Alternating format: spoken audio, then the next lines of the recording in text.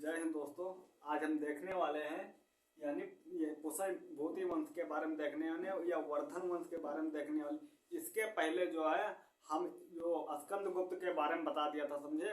जो अगली वीडियो आई है उसमें स्कंदगुप्त हो गया, देवगुप्त हो गया, ये और इनके सब के बारे में बता दिया था। और जो शैली थी, शैली के बारे में बता दिया था, नागर शैली, बेसर शैली, द्रविड़ शैली, इस सब चीज़ें के बारे में बता दिया था। उसके बाद अब चलिए देखते हैं जो वर्धन वंश आता है। इसमें दो वंश आते हैं, यानी जो है एक मौखरी वंश मिलता है, एक वर्धन वंश मिलता है। वर्धन वंश कौन होता है?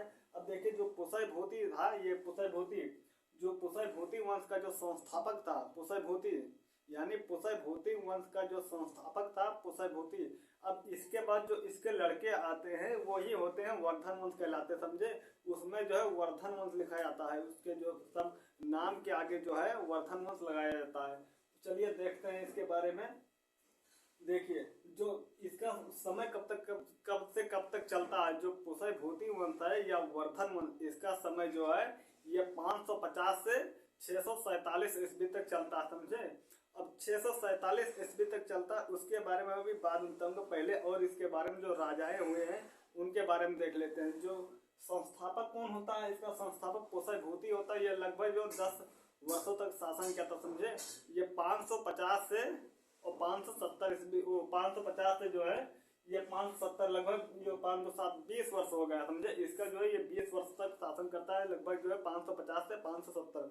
उसके बाद जो आता है या इसके बारे में और साम्राज्य के बारे में देख लेते हैं। जो राजधानियां थी इसके बारे में देख लेते हैं। जो साम्राज्य था इधर हरियाणा के जो क्षेत्र था, जैसे ये भारत होता है, ये हमारा जो इधर हरियाणा का जो सब क्षेत्र है, पंजाब और हरियाणा इधर का, इसमें जो इनका साम्राज्य हुआ करता था और राजधानी यहीं पर हुआ करती थी, समझे।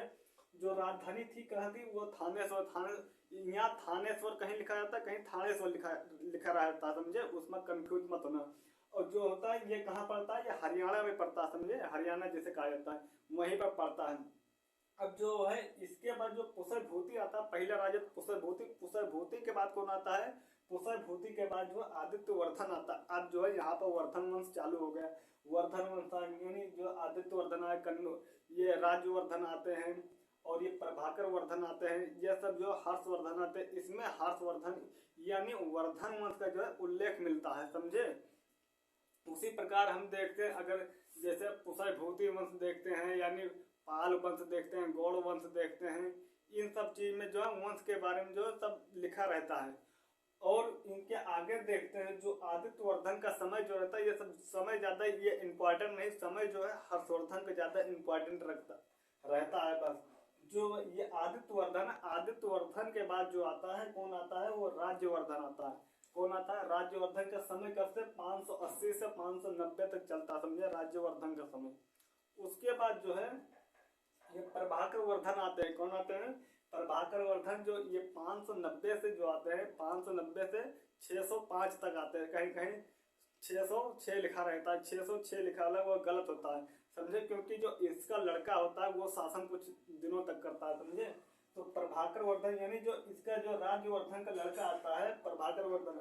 अब कहोगे राज्यवर्धन जो दो जगह मिलता है, एक तो जो 606 में था, यानी 605 से 606 तक शासन था, वो राज्यवर्धन सेकंड आता है, समझे। राज्यवर्धन सेकंड, ये जो है राज्यवर्धन फर्स्ट आता है। जो राज्यवर्धन सेकंड है उसका दादा हो जाता है, समझे। तो जो प्रभाकर वर्धन यानी राज्यवर्धन का जो पुत्र होता है वो प्रभाकर वर्धन था। राज्यवर्धन का जो पुत्र होता है वह प्रभाकर वर्धन होता है, समझे। तो प्रभाकर वर्धन का समय कब से कब, यानी जो 90 से 605 तक, 90 से 605 यानी 90 कितना, यानी 590 से 605 तक चलता है, समझे। अब जो ये प्रभाकर वर्धन में जो इनके दो लड़के होते हैं, एक पुत्रिया होती है, समझे। दो लड़के होते हैं, एक लड़की होती है। ये कौन कौन से होते हैं? अब देखिए जो ये राज्यवर्धन सेकंड आता है, समझे। ये जो यानी जो प्रभाकर वर्धन के जो पुत्र होता है, यानी कहा कि चलो यही नाम रखवा दिया जाए, तो अपने पिताजी वाला यानी दादाजी वाला नाम जो है इसने इसको रखवा दिया। तो वो कौन होता है? राज्यवर्धन सेकंड कहलाएगा। और दूसरा जो होता है वो हर्षवर्धन, इसका पुत्र था। अब जो ये राजश्री आती है, राजश्री गुटखा पान मसाला वाला नहीं, राजश्री है, ये इनकी पुत्री होती है, समझे, राजश्री। अब देखिए जो अब ये होता है, ये बड़ा पुत्र है राज्यवर्धन, जो बड़ा पुत्र है, ये हर्षवर्धन जो छोटा पुत्र है, तो यानी जो है अगर जब इनकी मृत्यु हो जाएगी तो राजा कौन बनेगा? राजा जो है ये राज्यवर्धन बनता है, समझे। अब जो इनकी पुत्रियां थी, ये अपनी पुत्रियों का विवाह करवा दिया था। किससे करवा दिया था? जो कन्नौज के राजा थे, कन्नौज के राजा जो गृहवर्मा थे, उनके साथ जो है यानी इनका विवाह जो करवा दिया था, समझे।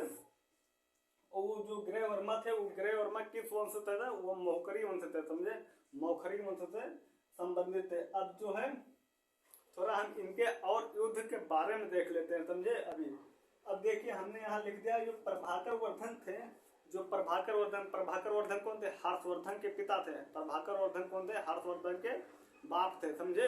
अब जो उनकी जब मृत्यु हो गई है, यानी हर्षवर्धन के पिता की मृत्यु या राज्यवर्धन के पिता की जब मृत्यु हो गई है, यानी आकस्मिक इनकी मृत्यु हो गई थी, राजा पद पर रहते हुए जो है इनकी मृत्यु हो गई थी। अब जो है मृत्यु जब हो गई तो वहां का जो गद्दी खाली हो गई, राजा कौन बनेगा? तो राजा जो है इसका पुत्र होता है, समझे। जो राज्यवर्धन थी वो थानेश्वर की गद्दी पर बैठता है। अब जो है यानी अब कुछ देख लिया इनके लड़ाई के बारे में, हम चलिए देखते हैं। देखिए जैसे हमने यहाँ लिख दिया, ये कन्नौज है, क्या है? ये कन्नौज वाला जगह बहुत अच्छी जगह पर है, समझे। ये जो बहुत उपजाऊ जमीन है, ये बहुत खास है। और ये जो है थानेश्वर हरियाणा के क्षेत्र वाला है। और यहाँ पर जो ये देख रहा है कि देश जो मालवा के राजा कौन थे? देवगुप्त, मालवा के राजा देवगुप्त। अब एक यहाँ दिख रहा है बंगाल, ये कौन होता है? ये पश्चिमी बंगाल, पूर्वी बंगाल, आज वाला नहीं बंगाल है। पहले बंगाल एक ही हुआ करता था, समझे। पहले जो बंगाल होता था, जैसे ये हमारा भारत का जो नक्शा है, जो इधर से ये सब कटा जाता है पूरा, यानी ये भारत का नक्शा हो गया। ये जो पूरा ये सेवन सिस्टर वाला देश आ जाता है, वो राज आता है, सेवन सिस्टर का जो राज आ जाता है। और पूरा ये क्षेत्र जो ये पूरा बंगाल कहलाता था। आज जो पूर्वी बंगाल पश्चिमी बंगाल अलग हो गया है, वो सब पूरा एक तरफा जो बंगाल हुआ करता था, यानी देश हुआ करता था। आज के समय जैसा नहीं है। तो ये समझ लो गृहवर्मा था यार, ये अब गृहवर्मा आता, समझे। जो ग्रह अब यहाँ जो बंगाल पड़ता, बंगाल का राजा कौन होता? बंगाल का राजा जो शशांक होता है, कौन होता? शशांक होता, समझे।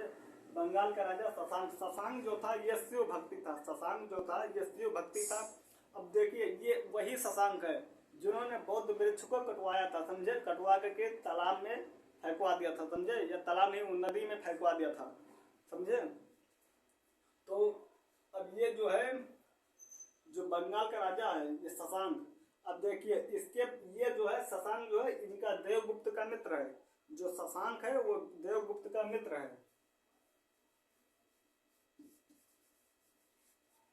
ये शशांक जो है देवगुप्त। और ये जो राज्यवर्धन है ये गृहवर्मा का कौन है? बहनोई है, समझे।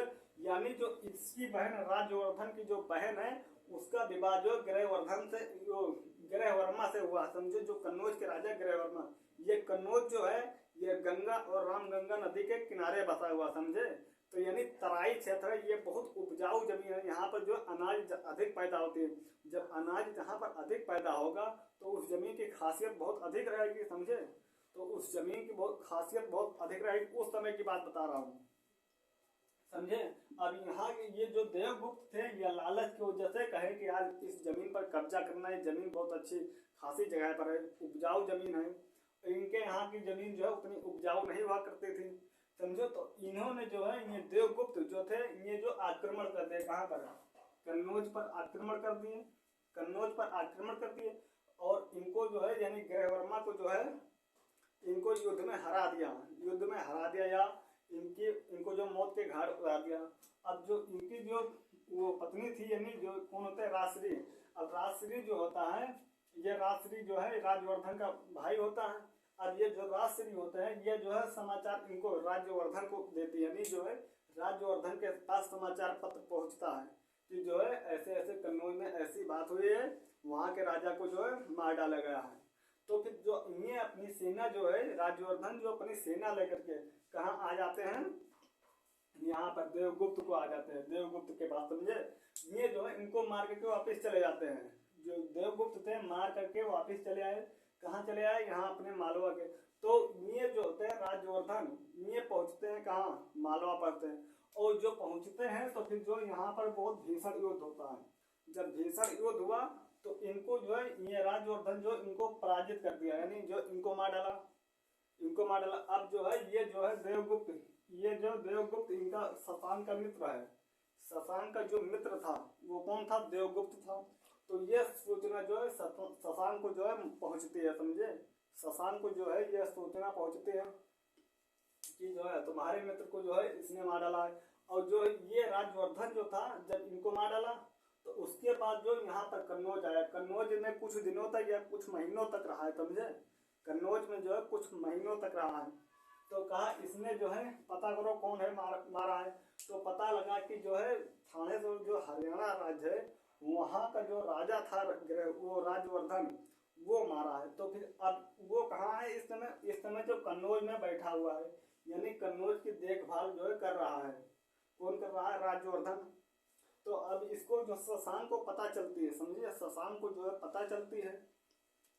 तो ये जो शशांक जो थे इस पर यानी कन्नौज पर अटैक कर देते हैं, आक्रमण कर देते हैं। तो शशांक और उनके जो है राज्यवर्धन के बीच जो युद्ध होता है, समझे, बहुत भीषण युद्ध हुआ। और उसमें जो है ये जो है राज्यवर्धन जो है मारे गए, यानी जो है इनकी हार हो गई, राज्यवर्धन की हार हो गई और इनको जो है इनकी मौत हो गई।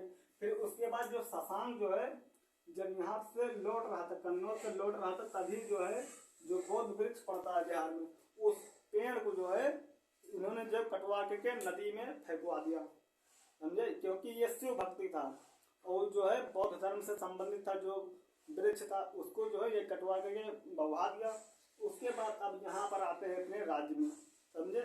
तो ये रहता है, तो यहाँ पर जो इनको यानी जो है अपने मित्र का बदला लेकर के इनको शांति मिल गई। अब उसके बाद देखते हैं जो हमने यहाँ कुछ लिखा है, देखिए, जो राज्यवर्धन की मृत्यु होती है, जब राज्यवर्धन की मृत्यु हो गई भाई, उस समय जो है हर्षवर्धन जो छोटा था, यानी जो है शासन करने योग्य नहीं था।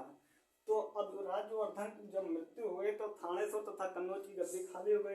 एक तो ये थानेश्वर की गद्दी खाली हो गई, एक तो कन्नौज की गद्दी खाली हो गई।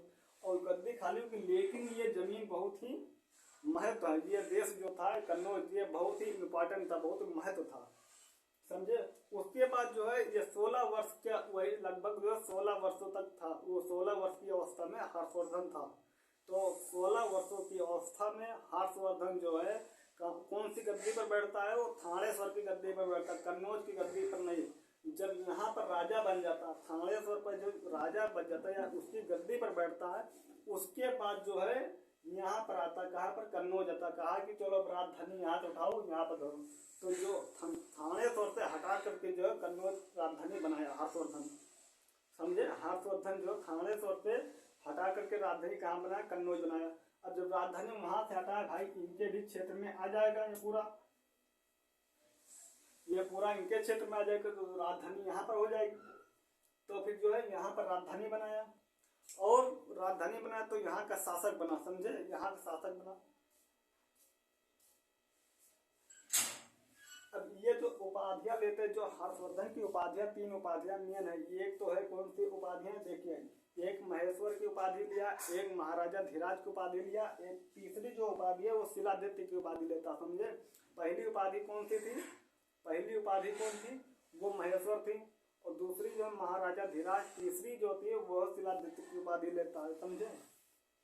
अब देखिए कुछ इम्पोर्टेंट बारे में बताने जा रहा हूँ। अब देखिए जो ये राजधानी थानेश्वर से हटा कर ये कन्नौज में बनाएंगे। अब जो है ये हमने तभी बता दिया था, जो ये कन्नौज है, कन्नौज बहुत इम्पोर्टेंट जमीन है, समझे। इसकी खासियत बहुत थी क्योंकि ये उपजाऊ जमीन थी, समझे। तो नदी के बारे में बता दिया था, रामगंगा और गंगा नदी किनारे। अब देखिए जो होती है यहाँ पर जो है, हम अभी जो बौद्ध संगीतियों के बारे में बताएंगे, जो हर्षवर्धन के समय में 2 बौद्ध संगीतियों का आयोजन हुआ था उसके बारे में बताएंगे। यानी कब हुआ था बौद्ध संगीति, जो है जब हेंग संग जो है इनके दरबार में पहुंचता है, तो उसके बारे में बताऊंगा, लेकिन अभी नहीं, थोड़ा और इसके बारे में जानकारी प्राप्त करते हैं। तो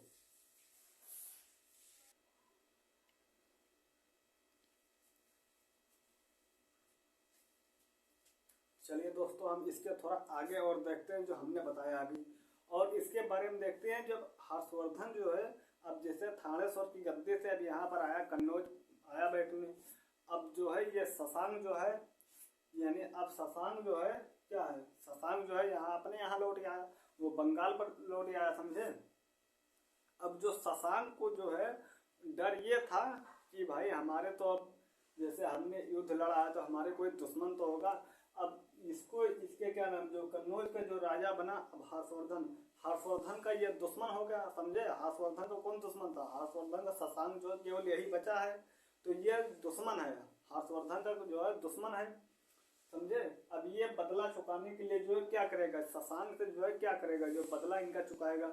अब जो ये असम है, असम एक राज्य था उस समय, देश हुआ करता था, समझे। जो असम था, असम के राजा कौन थे, असम का पहला नाम क्या था, असम का पुराना नाम कामरूप था। इसे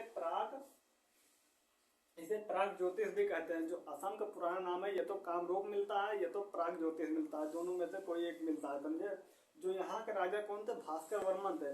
अब भास्कर वर्मन, अब देखिए भास्कर वर्मन जो थे यहाँ असम के राजा, अब हर्षवर्धन ने इनसे मित्रता कर ली, किससे, यानी जो है भास्कर वर्मन से मित्रता क्यों कर ली, क्योंकि जो है इनको भी वही जरूरत थी और इनको भी वही जरूरत थी। अब देखिए जब मित्रता करी तो इन्हों जो है तालमेल हो गया, क्योंकि इनको जो था इनसे भी बदला लेना था, और साथ साथ जो ये जो बंगाल का जो एरिया था इनको चाहिए था, इनको जरूरी था, समझे। तो ये जो है दोनों लोग मित्रता करते हैं, तो भाई अब इनके साठगांठ हो जाती है। अब जो है ये भास्कर वर्मन जो थे, ये हर्षवर्धन की सहायता से, या कह सकते हो कि जो यानी भास्कर वर्मन की सहायता से हर्षवर्धन ने कहाँ पर अटैक किया, तो हर्षवर्धन ने यानी इनकी दोनों की सहायता से मिलजुल करके जो है सहायता से कहाँ पर इन्हें अटैक किया, बंगाल पर अटैक किया, और इधर से इन्हें साथ दे दिए, और दोनों मिल करके जो है इनको बहुत मार मारे, जो है बहुत मार मारे। तो फिर जो है ये शशांक को जो शशांक की हत्या कर दी, समझे, शशांक की हत्या कर दी, और ये जो है हर्षवर्धन जो पुनः लौट गए कहाँ, कन्नौज लौट गए, क्योंकि ये जो है अपना जो है बदला चुकाए थे। किसका बदला, अपने भाई का जो बदला चुकाए थे। यह कब की बात है, ये जो है 630 की बात है, समझे, 630 ईस्वी की बात है, समझे। अब जो हर्षवर्धन जो बंगाल से लौट रहे थे, माँ खुशी में खूब आ रहे थे, समझे, कि हमने जो शशांक को पराजित कर दिया है, तो ये जो नाच गा करके आ रहे थे, इनकी सेनाएं आ रही थी। उसी प्रकार जो है अगर जैसे बहुत बड़ी विशाल सेना लेके चल रहे हो, किसी देश में प्रवेश कर रहे हो बिना पूछे जाचे, तो भाई वो क्या करे, जो वहाँ का राजा है वो क्या करेगा, तो वो कुछ तो सोचेगा कि भाई ये इतनी बड़ी विशाल सेना लेकर के आ रहे हैं, यहाँ क्यों क्या करने आ रहे हैं। तो ये कह रहे थे हम जो है अब युद्ध करके भैया आए हैं, हम जा रहे हैं अपने घर। तो फिर जो है अब आपको युद्ध करना हो तो बताइए। तो इन्होंने जो है अब जो यानी ये जो पुलकेशिन द्वितीय था, ये यहाँ पर जो पुलकेशिन द्वितीय, उस समय चालुक्य वंश के राजा, जो चालुक्य वंश के राजा पुलकेशिन द्वितीय हुआ करते थे, समझे। चालुक्य वंश इसके बारे में वातापी और बादामी इस सब के बारे में अगली वीडियो के बारे में बताऊंगा, समझे। तो जो है यानी लौट रहे थे, यानी दूसरे रास्ता से आए थे, ये दूसरे रास्ता से जा रहे थे, यानी जो रास्ता से आएंगे होकर आए थे वो रास्ता नहीं, दूसरे रास्ता से लौट कर जा रहे थे। अब देखिए जो वही लगभग 630 ईस्वी में चालुक्य वंश के राजा पुलकेशिन द्वितीय ने नर्मदा नदी के किनारे हर्ष को बहुत पराजित किया था, बहुत मारा था, समझा नहीं लगता है। अब जो हर्षवर्धन जो है जब बंगाल पर विजय करके लौट रहे थे उस समय, समझे, और उस समय जो यहाँ चालुक्य वंश के राजा हुआ करते थे, चालुक्य यहीं पर बीच पर जो चालुक्य वंश के राजा हुआ करते थे, तो वहाँ के राजा कौन थे, पुलकेशिन द्वितीय। तो पुलकेशिन द्वितीय और हर्षवर्धन के बीच लड़ाई होती है, समझे। तो फिर वहीं पर जो है हर्षवर्धन जो है हार जाते हैं, क्योंकि इनकी सेनाएं जो है, हर्षवर्धन की सेनाएं जो है थकी हुई थी, क्योंकि युद्ध लड़ करके आ रहे थे और सेनाएं थकी थी, उसी की वजह से इनकी जो सेनाएं यानी जो हर्षवर्धन जो है हार जाते हैं। और हार जाते हैं, ये जो है अब नर्मदा नदी किनारे लड़ाई होती है, जो लड़ाई होती है वो नर्मदा नदी किनारे। अब ये जो है ये जो पुलकेशिन द्वितीय था, ये बता दिया कि जो है हर्ष यानी जो है तुम अब ये नर्मदा नदी के उत्तर में रहोगे, समझे, अब दक्षिण में तुम्हारा कुछ नहीं है, और समझे। तो इनको बहुत धमकी दिया था, समझे। तो फिर ये जो है कौनो जतन जो हाथ जोड़ करके जो है ये आपन लौट जाते हैं। फिर अब उसी प्रकार जो है हम देखते हैं,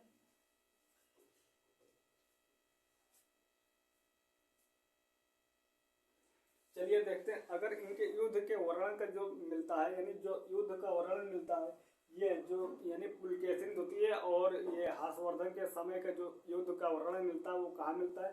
रवि कीर्ति के ऐहोल अभिलेख में मिलता है। कहाँ मिलता है? जो रवि कीर्ति है, ये रवि कीर्ति कौन है? ये जो है ये उनके दरबारी कब है? किसके? पुलकेशिन द्वितीय के जो है दरबारी कब है? पुलकेशिन द्वितीय के दरबारी कब है? कौन? रवि कीर्ति। ये जो है ये क्या है? ये एक कवि है। इन्होंने जो है एक लेख लिखा है, स्तंभ लेख जो है ऐहोल स्तंभ लेख लिखा, उसी में जो है इनका वर्णन मिलता है। जो नर्मदा नदी के किनारे युद्ध हुआ था हर्षवर्धन के साथ, और हर्षवर्धन और पुलकेशिन द्वितीय के जो दोनों लोग का युद्ध होता है, वही जो है इसमें जो है ऐहोल स्तंभ लेख में जो है मिलता है वर्णन, यानी रवि कीर्ति ने लिखा है।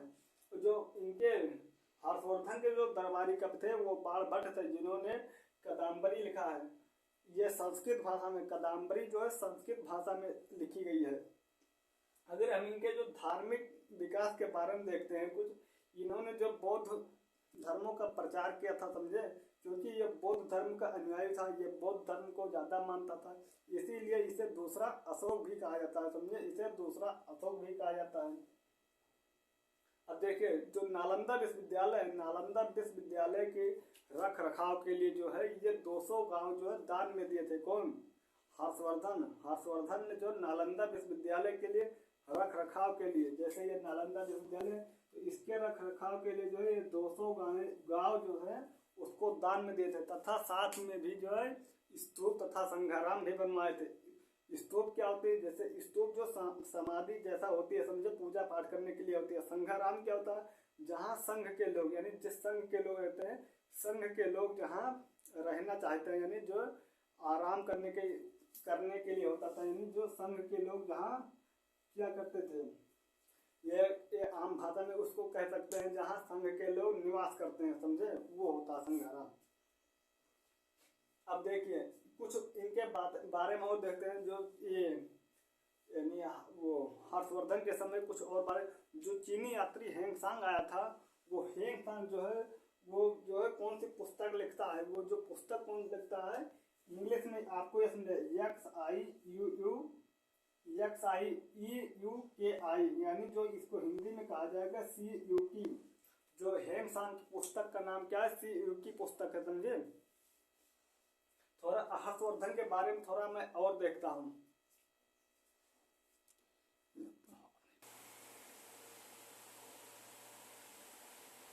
चलिए दोस्तों हम थोड़ा आगे और देखते हैं। ये देखिए जो लिखा हुआ है ना, जो ये है,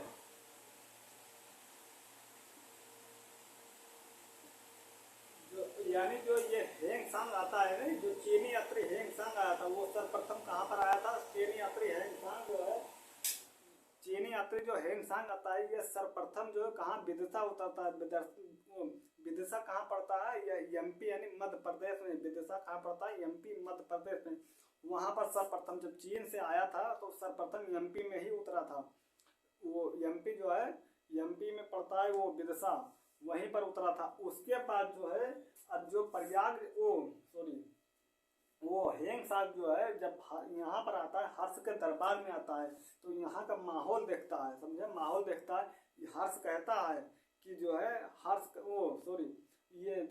ये हेंगसांग जो है ये कहता है कि हर्ष अपनी पूरी साल भर की कमाई जो है वो प्रयाग में, यानी प्रयागराज में पूरा दान कर देता। जो पूरी यानी साल भर की जो कमाई है वो प्रयाग में दान कर देता है। अब देखिए थोड़ा मैं यहाँ पर देखता हूँ, जो ये कन्नौज होता है, कन्नौज का दूसरा नाम क्या है? कन्नौज का दूसरा नाम महोदय श्री या महोदय श्रीनगर मिलता है, समझे। इसका अगर पूछा जाए कि कन्नौज हर्ष के समय जो है कन्नौज का नाम क्या था, हर्ष के समय कन्नौज का नाम क्या था, या कन्नौज का दूसरा नाम क्या होता है, वो अगर मिलेगा महोदय श्री लिखा रहेगा, महोदय श्री या महोदय नगर मिलता है, समझे। चलिए अब देखते हैं जो हेंगसांग जो आता है, ये हेंगसांग जो है ये जब भारत आया था, ये जो है ये शिक्षा लेने के लिए कहाँ जाता है? जब भारत आया शिक्षा लेने के लिए नालंदा विश्वविद्यालय में जाता है। कहाँ जाता है? नालंदा विश्वविद्यालय में। वहाँ पर जो है बौद्ध धर्मों की शिक्षा लेता है, यानी तभी तो जो है उस भाषाओं में ज्ञान होगा, तभी तो बौद्ध धर्म की शिक्षा लेता है। जो इनके आचार्य गुरु कौन थे? वो शीलभद्र थे। गुरु का नाम क्या था? यानी जो हेंगसांग जो भारत आया था वो नालंदा विश्वविद्यालय में शिक्षा लिया था, उसके गुरु का नाम क्या था या उसके आचार्य का नाम क्या था? तो आचार्य का नाम कौन था? वो शीलभद्र थे। समझे कौन थे आचार्य? कौन थे? शीलभद्र थे। देखिए अब हर्ष जो है ये कहाँ पहुंचा? हर्ष जो यानी जो अपनी शिक्षा यानी प्राप्त कर लिया, हर्ष जो है यानी नालंदा हेंगसांग जो था ये जब नालंदा विश्वविद्यालय में अपनी पढ़ाई जो है कंप्लीट कर लेता है, कंप्लीट करके जो है हर्ष के दरबार पहुंचता है, हर्ष के दरबार में पहुंचता है। और ये कब पहुंचता है? उस समय जो है पहुंचता है ये कन्नौज में, जो है कन्नौज आता है। कन्नौज में जो है बौद्ध संगीति का आयोजन चल रहा था। हर्षवर्धन ने जो है बौद्ध संगीति का आयोजन चलवा रखा था। उसी समय जो आता है वो बौद्ध संगीति जो थी वो दूसरी बौद्ध संगीति का आयोजन चल रहा था। समझे? क्योंकि अब ये हर्षवर्धन के समय भी दो बौद्ध संगीतियाँ हुई थी, एक प्रयागराज में बौद्ध संगीति हुई थी, दूसरी जो है यहाँ कन्नौज में हुई थी। अब जो कन्नौज वाली बौद्ध संगीति है उसी में जो है हेंगसांग जो यहाँ पहुंचता है, इसके हर्षवर्धन के दरबार में पहुंचता है। समझे? अब इसके बाद जो है हर्षवर्धन के यानी जो ये समय कब तक चल रहा है? ये जब यानी जो है हेंगसांग जो है इनके दरबार में पहुंचता है, ये समय वही लगभग चलता है 646-47 के आसपास का समय चलता है। जो हर्षवर्धन का समय रहता है कब तक रहता है? हर्षवर्धन का समय जो है 647 तक चलता है। ये हर्ष का समय चलता है। समझे? ये लगभग जो है इसमें से अगर 47 में से 6 घटा दोगे 41 आता है, तो ये 41 वर्षों तक शासन चलता है। अब इसके बाद हम अगली वीडियो में जो है मिलेंगे वो चालुक्य वंश के बारे में या बादामी वंश के बारे में, इसके बारे में जो बताऊंगा। उसके बाद हमारा आ जाएगा आधुनिक हिस्ट्री के बारे में, तो आधुनिक इतिहास के बारे में वर्णन करेंगे। तब तक के लिए धन्यवाद।